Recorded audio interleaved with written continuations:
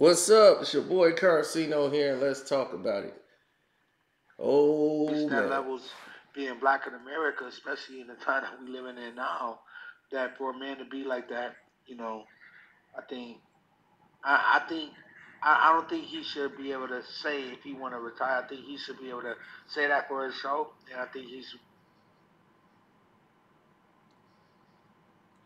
oh kid chocolate.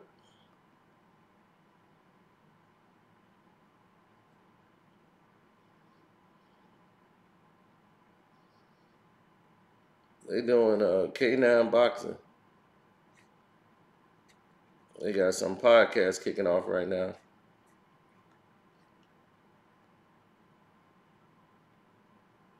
Hmm. Okay, that just came up.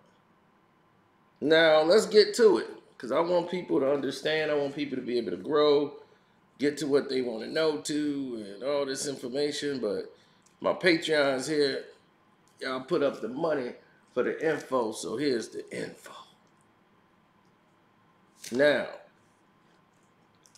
many of you didn't know, Suge Knight tried to buy Jive Records. When Suge Knight in 1997, or even before that, he was cool with Jive artists and E40 and all those guys in the Bay. And it was only through Pac. He normally didn't deal with them. You know, he didn't have really any affiliation with those guys. And normally they were with, you know, Jive Records. Mostly everybody in the Bay was with Jive. So at that time, a lot of moves was being made where Jive was losing a lot of money at that time. They were losing money hand over fist. They had too many artists, and the numbers was, most of them was gold, but a lot of them weren't. They were just, the hood was bumping the records, but they selling maybe 150,000. The only artist that they had that was really hitting that threshold was Too Short. He was selling 1 million records, where other people weren't. They would just, if anything, go gold. So Suge wanted Too Short with them and knew that Pac had some connection with Short and all them dudes out there. But contrary to what people believe, Suge Knight didn't have all the power that people thought. Like, his power didn't extend to the Bay. Some dudes over there respected him, but a lot of them don't.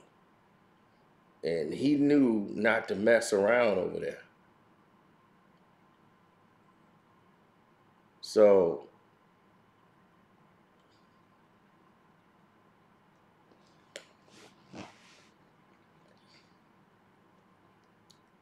there was a difference. But business is business.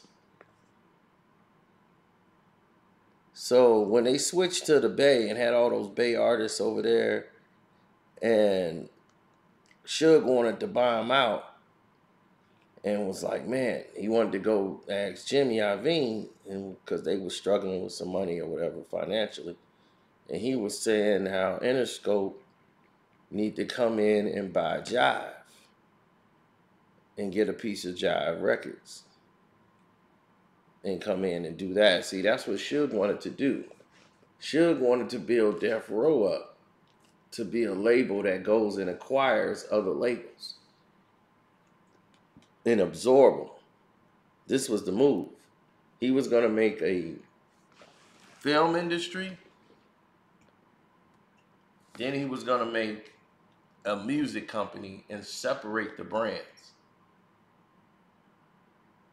and say, okay, this is Death Row Films, and then this is Death Row Records, and then we'll make the soundtracks to our own films and put those out, and we'll control the market. And if they don't want to, we don't have to go to the movie theaters to make money.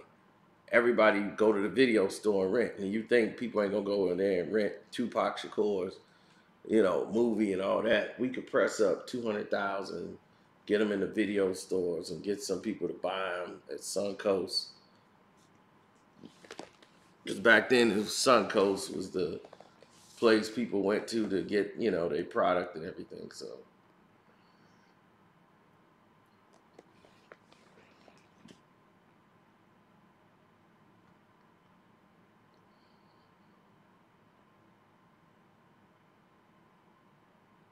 Well,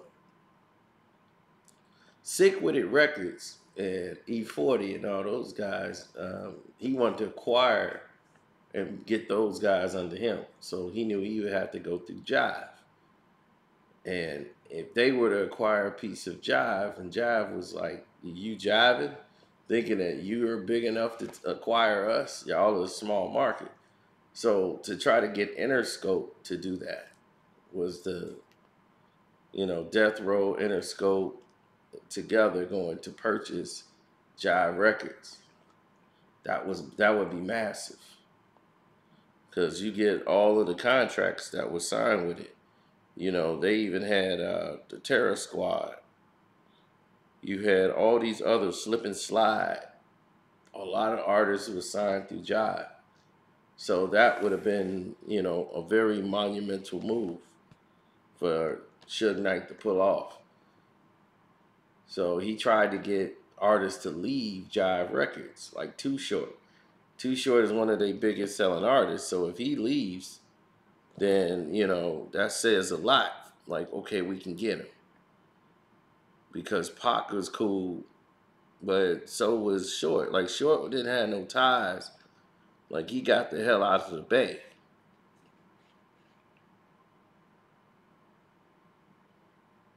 He still had Dangerous Music, and that was under him. And they had Ain't Banks, but Short was getting the hell out of Oakland and was moving from the Bay to Atlanta. He was getting the hell out of the West Coast, period. He had enough. And they was like, man, Short Dog up west now. I mean, up there in the South.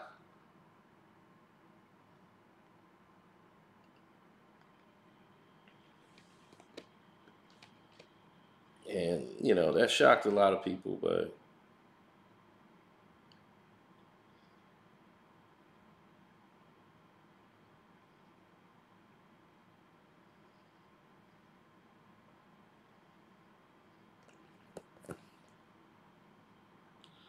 oh man, you looking at, well, Jive had a lot of Tupac records,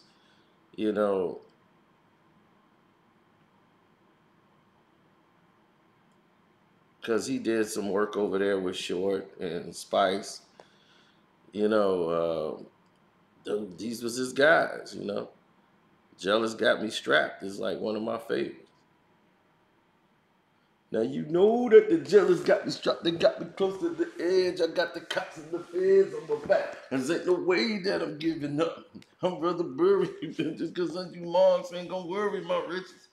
Now if I catch your ass in traffic, you better pull off your pistol and open fire from your classic. Cause I'll be damned if I drop. It don't stop. I'm boxing motherfuckers with my Glock. A skinny ass never had a penny at me. I figured this Mossberg pump will show up on who's bigger. And even if I did fall, I still would brawl and box them motherfuckers with my back against the wall. So these jealous ass niggas feel me. I be thugging like a mother. Nigga feel me. And ain't no time for mistakes. So homie, watch your back, cause these jealous ass tricks got me strapped. Jealous got me strapped.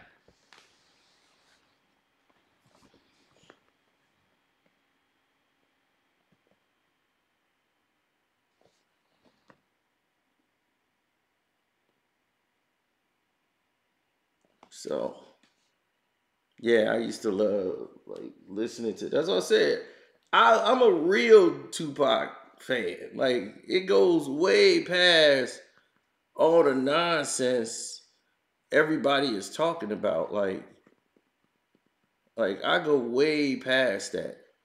Like my mind and everything that I do, I'm past that.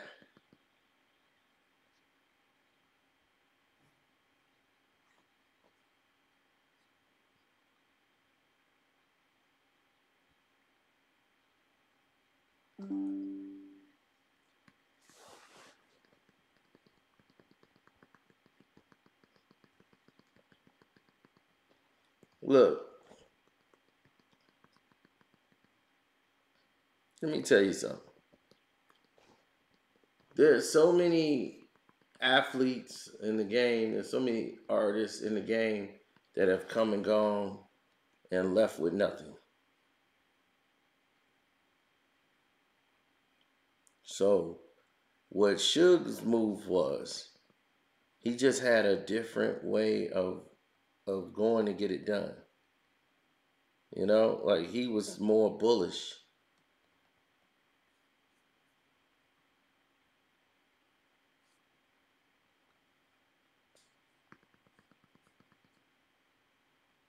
Now we know Suge's practices, but he tried to get and acquire Too Short to Jive Records, and he wanted to get Spice One.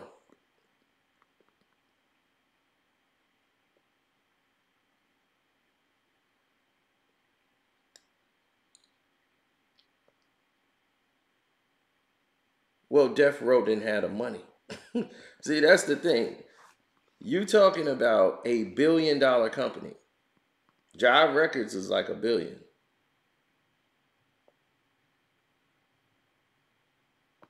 See, you got Zamba, which was a major part of it. Zamba and Jive.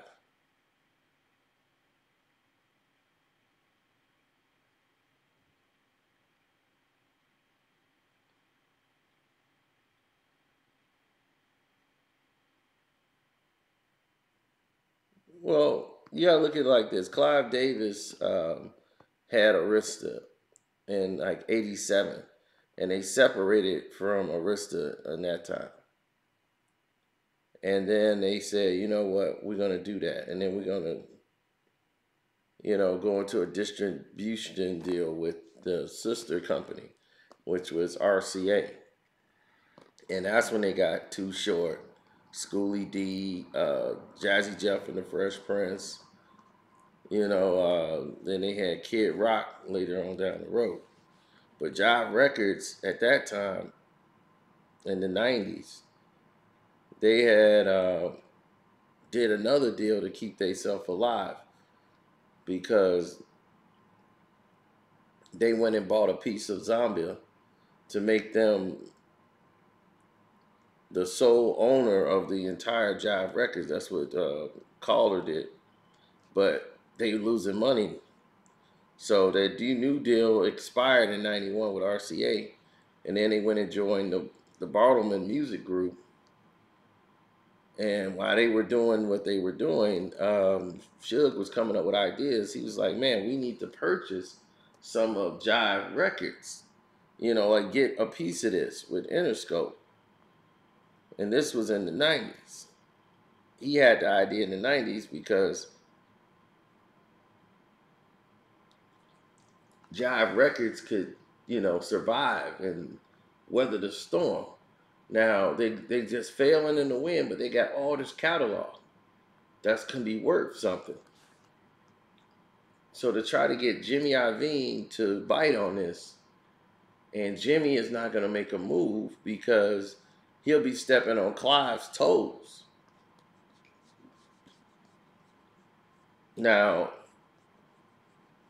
in this business, okay, the people that's been in it a long time and they want to survive, they don't step on each other's toes. A lot of the Jewish people know, like, there's some Jewish people, I can't out Jewish. And this is why Suge was getting a runaround on the subject. Is that they didn't have the money, and that wasn't going to be the problem. They could have got the money to get involved in the deal. He didn't want to cross Clive Davis.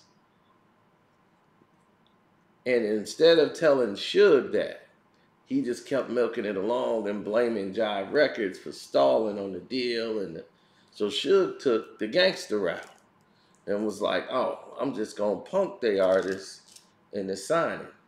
But he realized that a lot of those Bay Area artists, they got family members that's way heavily deep into the gangsterness of the streets in the Bay, which is a lot different than what LA got going on.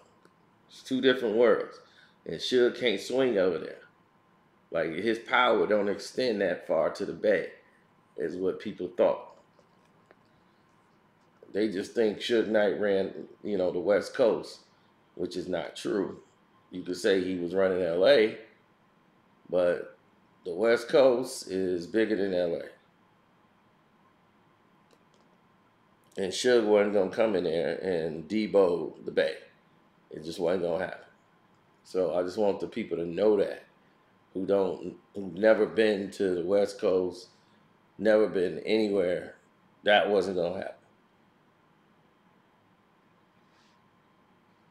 Well, Suge was right, because in 2002, Zombie ended up selling for $2.74 million because of the Backstreet Boys. They were able to build up to $1 billion.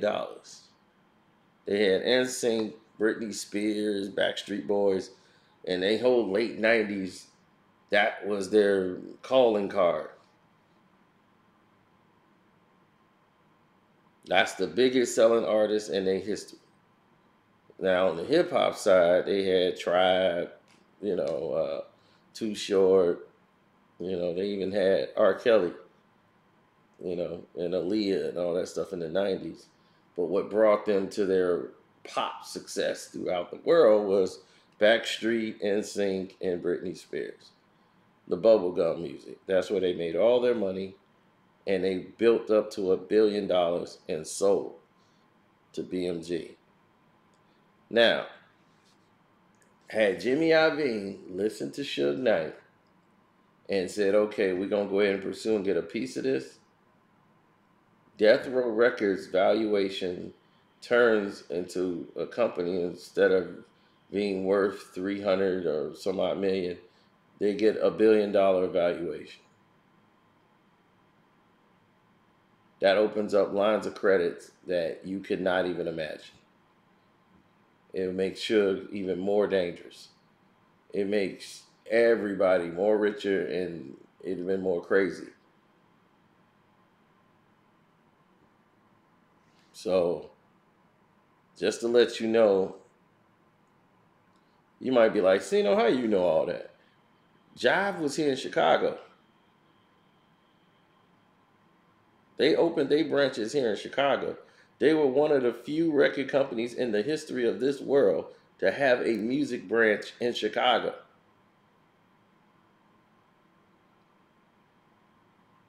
How do you think R. Kelly got on the label? With public announcement and all those guys. How do you think Jive Records was able to find him?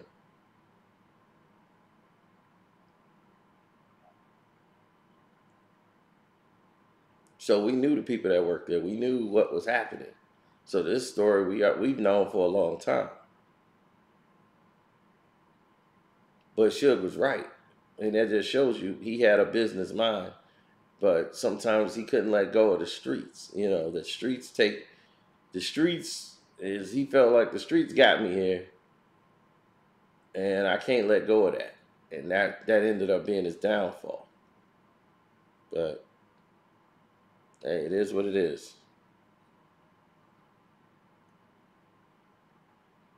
But that's the Suge Knight story. Hopefully you guys enjoyed it. And you got information that no one talks about because they really don't know about it. So God bless you. Good night. Thank you, Patreons. You guys are always the first to hear the real. I'm out.